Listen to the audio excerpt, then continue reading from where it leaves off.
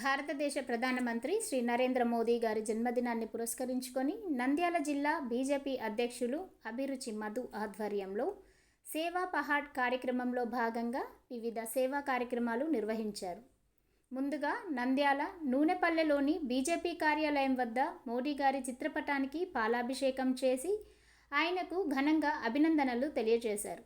అనంతరం నంద్యాల శ్రీనివాస్ సెంటర్లోని బాలాజీ కళ్యాణ మండపంలో భారీ స్థాయిలో మెగా రక్తదాన శిబిరం ఏర్పాటు చేసి వందలాది మంది సేవాభావంతో రక్తదానం కార్యక్రమంలో పాల్గొన్నారు. అలాగే నంద్యాల ప్రభుత్వ ఆసుపత్రిలో రోగులకు పండ్లు, బ్రెడ్లు పంపిణీ చేసి వారిని ధైర్యం చెప్పి ఆదుకున్నారు.